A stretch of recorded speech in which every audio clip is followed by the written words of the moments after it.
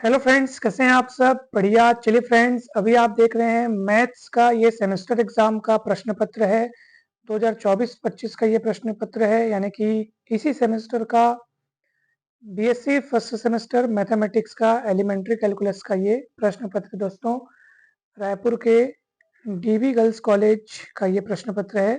तो इससे बाकी कॉलेजेस वाले बच्चों को भी यहाँ पे बहुत अधिक ध्यान देने की आवश्यकता है। यहाँ से आपको इम्पोर्टेंट प्रश्नों के बारे में पता चलेगा और एग्जाम के पैटर्न के बारे में पता चलेगा, क्वेश्चंस किस टाइप से पूछे जा रहे हैं।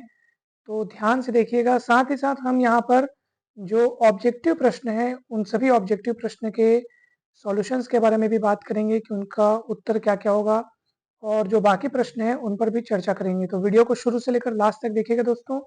इसमें आपको काफ़ी कुछ जानने को मिलेगा, नए नए आइडियाज़ में मिलेंगे कि जिन जिन कॉलेजेस के एग्ज़ाम नहीं हुए हैं तो उनको किस तरीके से तैयारी करनी चाहिए, तो उसका भी आइडिया आपको मिलेगा। तो चलिए देखते हैं हम।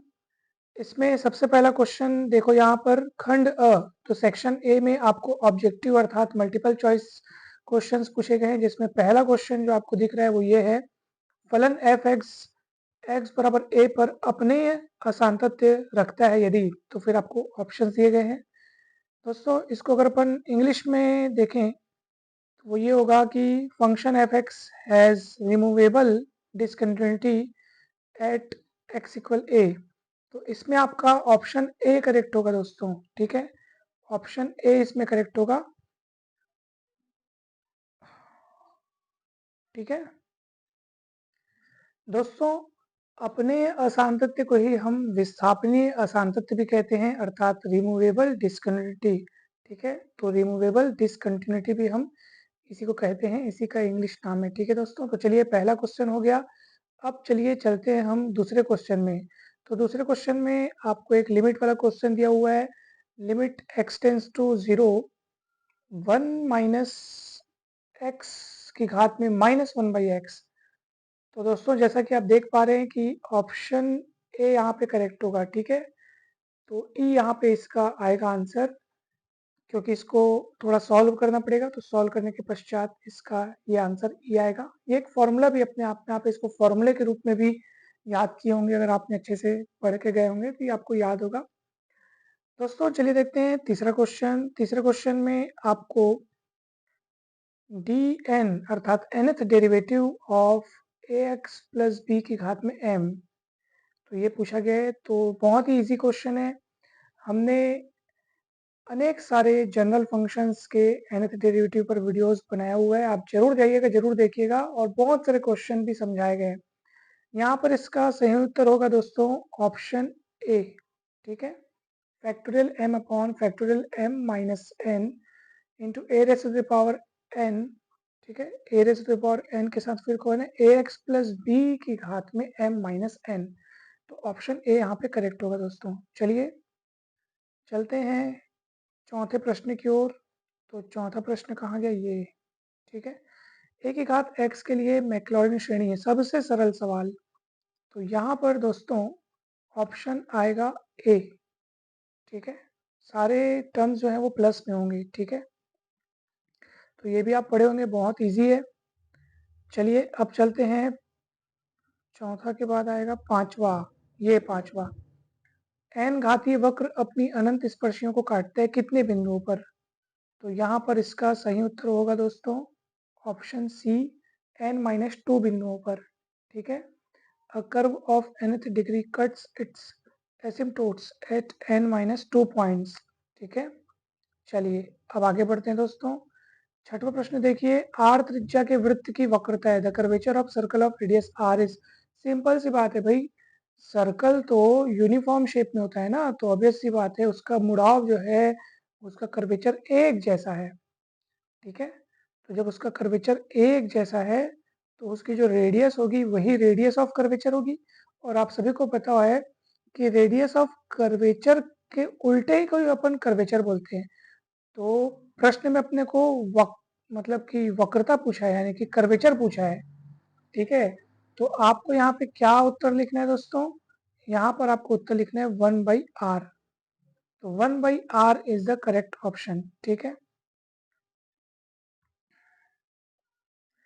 ये दोस्तों आप देखिएगा ध्यान से, ये थोड़ा-सा क्या लिखा है क्लियर नहीं हो पा रहा है, परंतु यहाँ पे अपने को क्लियर दिख रहा है 1/r, ठीक है? देखो, अगर रेडियस ऑफ कर्वेचर पूछा होता ना, तो रेडियस ऑफ कर्वेचर सर्कल के लिए, ठीक है? सर्कल के लिए रेडियस ऑफ कर्वेचर तो सर्कल के रेडियस के जितना ही होता है, यानी कि r।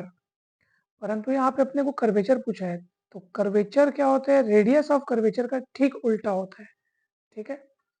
तो ये 1/r आपका सही उत्तर होगा दोस्तों, ठीक है? परंतु अगर रेडियस ऑफ कर्वेचर पूछा होता, तो आप ऑप्शन बी लिख कर आते, ठीक है?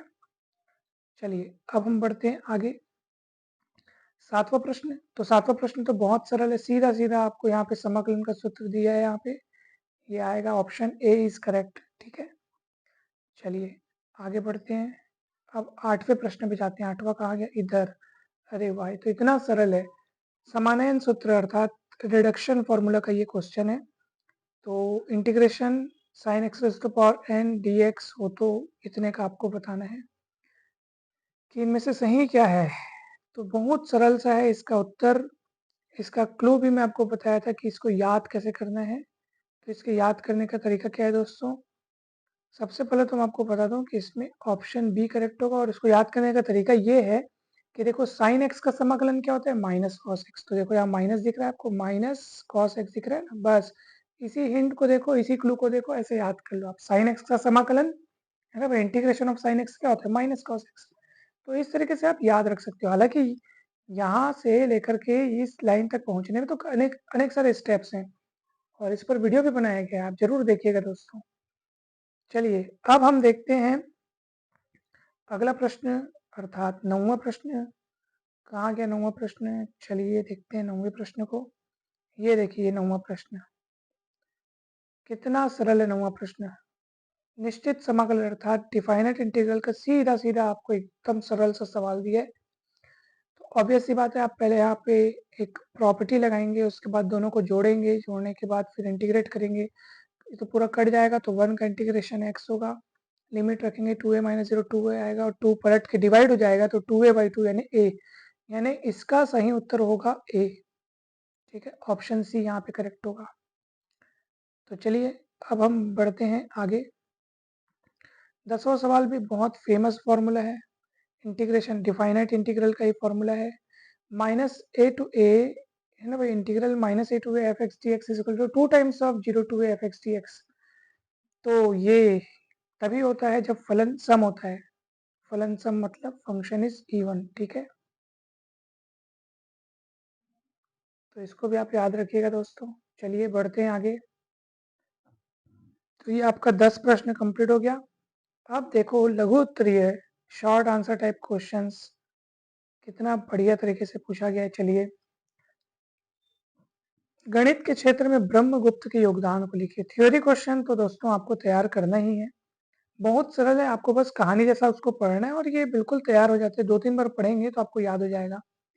और इसी के ऑप्शन में आपको दिया है, एक श्रेणी दी हुई है और उसकी अभिसारिता का परीक्षण करना है, test the convergence of series.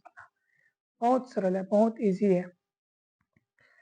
तो सबसे पहले आप दी हुई श्रेणी के nth टर्म को un मानेंगे, फिर आप vn लेते हैं, एक सहायक श्रेणी चुनते हैं, है ना भाई, ऑक्सिलरी सीरीज, उसका nth टर्म vn लेते हैं। तो कंपैरिजन टेस्ट जो है उससे ये बन जाएगा। कंपैरिजन टेस्ट का जो लिमिट फॉर्म वाला टेस्ट है ना, लिमिट फॉर्म वाला फॉर्मूला है, उससे ये बन जाएगा बहुत इजीली। चलिए, उसके बाद देखिए यूनिट 2 का क्या पूछा गया है। यदि y इक्वल टू इतना हो तो सिद्ध कीजिए। कितना सरल है, बहुत सरल है। इसमें लेबनिज प्रमेय का पूरा पूरा योगदान है, लेबनिज प्रमेय का काम होने वाला है। और इसी के अथवा में आपको पूछा है फलन इतने के लिए अंतराल इतने में लैंग्राज के मध्यमान प्रमेय का सत्यापन। बहुत सरल है दोस्तों, सभी टॉपिक्स पर वीडियोस बनाए जा चुके हैं, जरूर जरूर देखिएगा आप लोग। उसके बाद आते हैं अपन, यूनिट 2 हो गया, अब इधर यूनिट 3 में आ जाइए। सिद्ध कीजिए कि वक्र इतने की मूल बिंदु पर वक्रता त्रिज्याएं इतनी इतनी है। बहुत ही सरल है। फिर अथवा में अनंत स्पर्शियां, हमने आपको बताया था कि एक ने क्वेश्चन अनंत स्पर्शी से आता ही आता है, और आप यकीन नहीं करेंगे, ये क्वेश्चन तो समझाया गया है, बनाया गया है इसको, तो इस पर वीडियो भी बनाया गया है। मतलब मुझे तो क्वेश्चन पेपर देख के ये लग रहा है कि मतलब बहुत खुशी महसूस हो रही है कि अनेक सारे क्वेश्चंस आपको वीडियो के माध्यम से समझाए गए हैं, बतलाए गए हैं। चलिए फिर तो समाकलन का एक सरल सा सवाल आप देखो, बहुत ही सरल है, ठीक है। यूनिट 4 का आप देख पा रहे हैं यहाँ पे, और उसके अथवा में आप देखो ये पेज नंबर 8, फिर पेज नंबर 9। तो पेज नंबर 9 में आपको यहाँ पर एक सरल सा सवाल आपको दिखाई दे रहा होगा, ठीक है। तो ये क्वेश्चन, इस पर भी इसी टाइप का एक क्वेश्चन है जिस पर वीडियो बनाया गया है, ध्यान से देखिएगा। लेकिन ये भी कुछ कठिन नहीं है, काफी आसान सा है, ठीक है दोस्तों। चलिए अब आगे बढ़ते हैं। दीर्घ उत्तरीय प्रश्न देखिए, वास्तविक संख्याओं का प्रत्येक अभिसारी अनुक्रम परिबद्ध होता है। अरे तो जब मैं वीडियो बनाया था इम्पोर्टेंट क्वेश्चंस ऑफ चैप्टर 2, तो याद कीजिए कि ये उसका मतलब ना, उस इम्पोर्टेंट क्वेश्चंस की लिस्ट में ये पहले या दूसरे स्थान पर था। आपको अगर यकीन नहीं है तो आप जरूर देखिएगा, पहले या दूसरे स्थान पर ये था ही था। इतना इम्पोर्टेंट मैं आपको बताया था कि ये आएगा ही आएगा, और मुझे बहुत खुशी हो रही है ये देख के कि ये आया हुआ है। दोस्तों सच में अगर आप लोग अच्छे से इम्पोर्टेंट क्वेश्चंस की तैयारी करें ना, तो मतलब कि ये है कि अगर मान लीजिए 100% में से 60 से 70% प्रश्न तो आते ही आते हैं एकदम, ये तो तय ही है। मतलब मैं एकदम मिनिमम से मिनिमम बता रहा हूँ, 60-70% क्वेश्चन, मतलब 10 में से 6-7 तो आएंगे ही आएंगे, 20 में से 14-15 क्वेश्चन तो आएंगे ही आएंगे, इतना तय रहता है। क्योंकि कई सालों से जो है जब एग्जाम होते जा रहे हैं तो काफी सारे मतलब जो जो आते रहते, जो जो इम्पोर्टेंट्स हैं वो तो पूछे ही जाते हैं ना। तो चलिए इसके ऑब्जेक्ट मतलब ऑप्शन में देखिए, फिर आपको क्या दिया यहाँ पे, सिद्ध कीजिए कि फलन इतने पर क्या है, संतत एवं अवकलनीय है। ये भी बहुत सरल है, बहुत इंपॉर्टेंट है, इसको भी समझाया गया दोस्तों। और फिर देखिए पेज नंबर 9 के बाद पेज नंबर 10। अरे वाह, मैकलॉरिन प्रमेय से x की घात 4 के पदों तक प्रसार कीजिए। बहुत सरल है, कुछ नहीं करना है, मैकलॉरिन प्रमेय का सूत्र लगाना है और बन जाएगा। अवकलन करते जाओ, उसकी जो श्रेणी वाला सूत्र उसमें मान रखो, श्रेणी तैयार हो जाएगी। फिर आपको इसमें अथवा में भी दिया है, अथवा में दिया है टेलर प्रमेय द्वारा tan इनवर्स x का प्रसार x माइनस माइनस ए की घात 4, मतलब सॉरी x माइनस माइनस ए बटे 4 की घातों में कीजिए ऐसा। तो दोस्तों कठिन नहीं है, बिल्कुल सरल है, सब चीज बन जाता है, बस आपको कंसेप्ट क्लियर होना चाहिए। चलिए वक्र इतने के नति परिवर्तन बिंदु ज्ञात कीजिए। नति परिवर्तन बिंदु, पॉइंट ऑफ इन्फ्लेक्शन, ठीक है, इस पर भी वीडियो बनाया जा चुका है। फिर आप देखेंगे इसके अथवा में दिया वक्र का अनुरेखण, इस पर तो एक फुल वीडियो बनाया गया है, वक्र का अनुरेखण जरूर देखिएगा दोस्तों। चलिए अब देखते हैं अपन यूनिट 4 पेज नंबर 11 में, आप देखो। अरे वाह, ये क्वेश्चन तो, इसको तो मैंने दो दो वीडियो में आपको बतलाया है, तो मतलब इतना इम्पोर्टेंट था, मेरा पूरा यकीन था कि ये पूछा ही जाएगा। तो अब देखो ये पूछा गया है। और फिर इसके अथवा में आप देखो एक समाकलन, निश्चित समाकलन का एक सवाल है। तो देखा दोस्तों आपने कितने इंपॉर्टेंट क्वेश्चंस हैं, सबके सब पूछे गए हैं। मतलब 50 में 50 के लायक पेपर आया है, बिल्कुल कठिन नहीं है पेपर, बहुत इजी है। तो आप सभी में मतलब जिनका जिनका पेपर अच्छा बना है उन सभी को बहुत बहुत शुभकामनाएं और बहुत बहुत मतलब ब्लेसिंग्स हैं। और लेकिन जिनका पेपर खराब बना है उनको बिल्कुल भी निराश होने की ज़रूरत नहीं है, उनको अधिक शुभकामनाएं, ताकि वो अगले पेपर्स की तैयारी ज़्यादा अच्छे से कर सकें और इस पेपर में जो कमी रह गई हो उनको सुधार सकें। ज़रा सा भी आप लोगों को डिमोटिवेट नहीं होना है, जिनका पेपर बिगड़ा है उनको डिमोटिवेट नहीं होना है, ठीक है। तो अभी बहुत सारे पेपर्स बचे होंगे, तो उन सब पेपर्स की तैयारी आप बहुत अच्छे से कीजिए, और ताकि इस पेपर की कमी उसमें पूरी हो जाए। और जिनका पेपर बहुत अच्छे से बना है उनको अपने आत्मविश्वास को जरा भी ओवर नहीं करना है, अर्थात आपको तैयारी में लगे रहना है। आपको हर पेपर में अपना बेस्ट देने की कोशिश करनी है, ठीक है। कहीं भी ऐसा ना हो कि अरे पेपर बहुत अच्छा बन गया, अब अगला वाला भी अच्छा जाएगा। निश्चित रूप से आप पॉजिटिव रूप से ऐसा सोचें, परंतु उसके कारण अपनी तैयारी में ढील मत कीजिए, ठीक है। तैयारी जरा सा भी ढीली नहीं पड़नी चाहिए, तैयारी आप अपनी तगड़ी रखें। तो आप सभी को बहुत बहुत शुभकामनाएं अगले पेपर के लिए, ऑल द बेस्ट। सभी बहुत अच्छे से तैयारी कीजिए, बहुत अच्छे से पेपर बनाइए। Thank you so much. किसी भी प्रकार का डाउट हो तो बिंदास बेझिझक पूछिए, चैनल पर जाकर के आप प्लेलिस्ट में अनेक मतलब लगभग सभी टॉपिक्स पर वीडियोस बन चुके हैं, ज़रूर वीडियोस को देखिए। कोई भी डाउट आता है तो ज़रूर पूछिए दोस्तों। आप में से जो बीएससी के हमारे व्हाट्सएप ग्रुप में नहीं जुड़े हैं, जो जुड़ना चाहते हैं तो आप जुड़ सकते हैं। डिस्क्रिप्शन बॉक्स में हमारा व्हाट्सएप नंबर दिया हुआ है, वहाँ से आप जुड़ सकते हैं। आप सभी को बहुत बहुत धन्यवाद। Thank you so much. जल्द ही मिलते हैं नेक्स्ट वीडियो में।